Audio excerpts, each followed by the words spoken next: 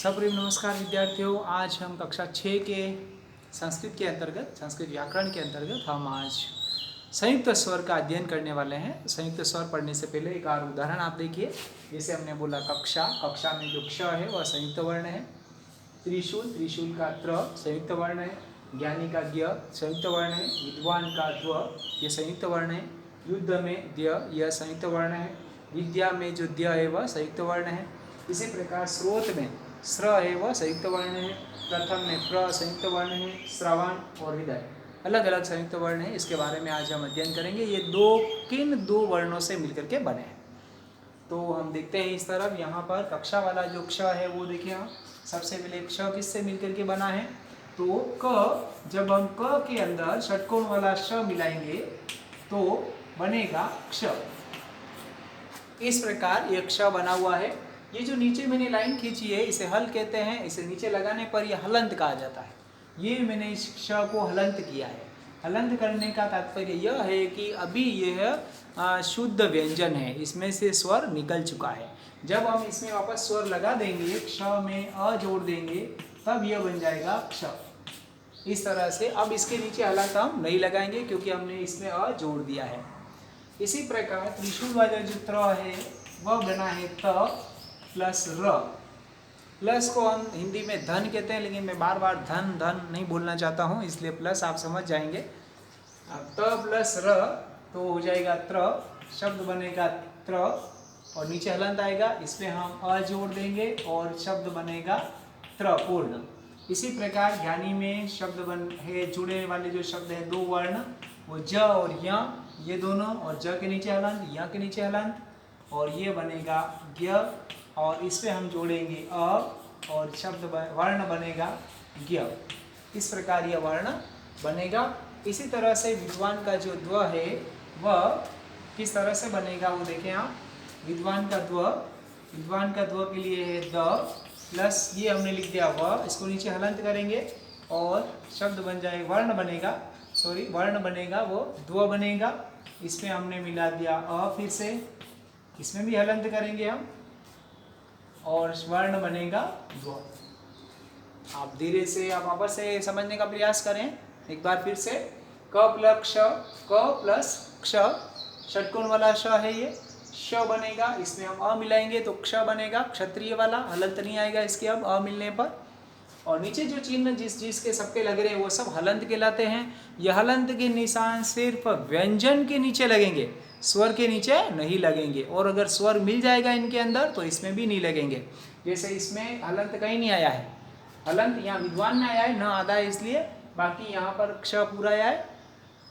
तो आगे देखें आप। इसी तरह से युद्ध में जो द है वो बना है वह द प्लस इसमें बना है ध, ये मिलकर के युद्ध शब्द में जो द है वो बना है।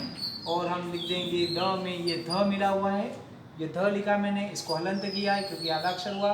फिर इसमें अ मिलाऊंगा मैं, तब ये बन जाएगा पूर्ण अक्षर विद्या में जो द है वो द प्लस य से मिला है।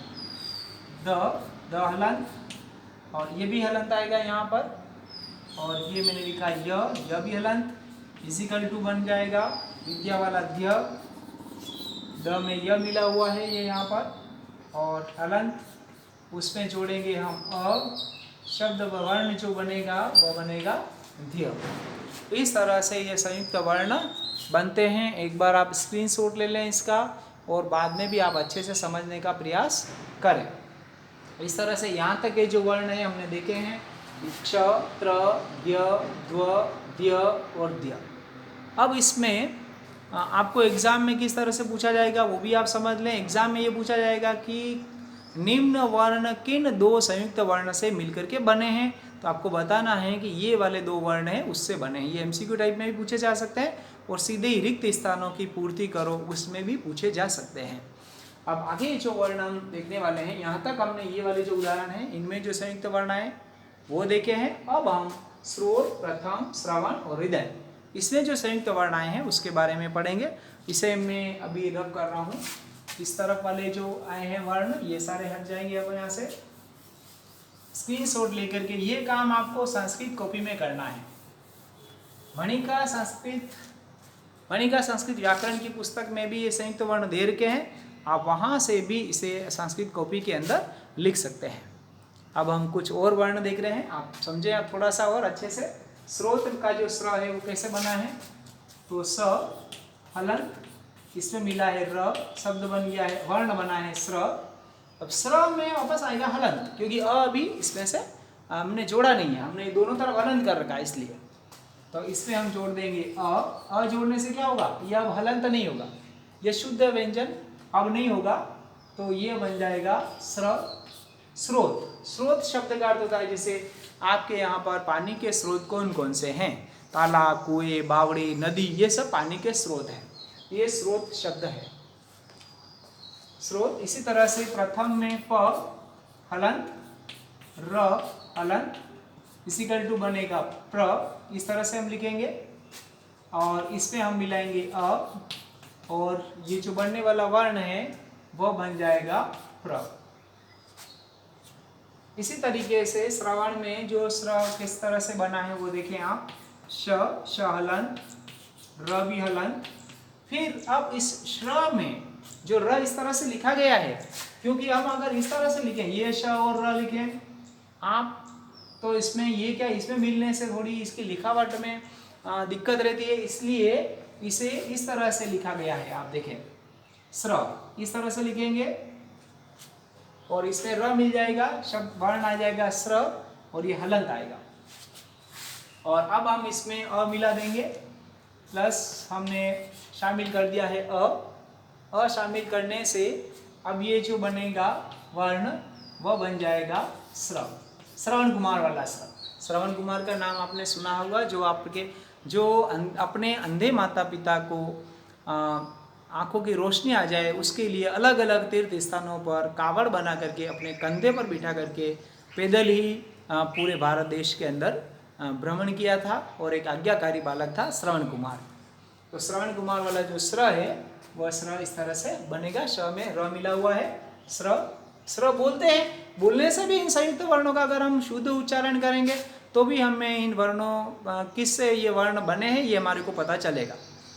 उसके बाद में है हृदय लिखा हुआ है, इस ये बना है ह प्लस र हलंत, इसिकल टू हो जाएगा हृदय। इस र देखो आप ह बनावट जो है वो इसमें जो आ रहा है वो र इस तरह से आएगा, हृदय हृदय, इसको हलंत किया मैंने, इसमें मैंने मिला दिया अ, और ये बन गया है हृदय। एक बार देखें आप इस तरह से, हृदय ह में र मिला हुआ है। अब ये पूर्ण तरीके से हम लिखेंगे।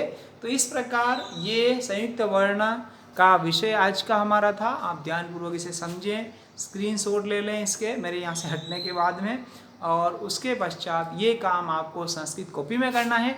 आप मणिका संस्कृत व्याकरण से भी इस काम को संस्कृत कॉपी में लिख सकते हैं।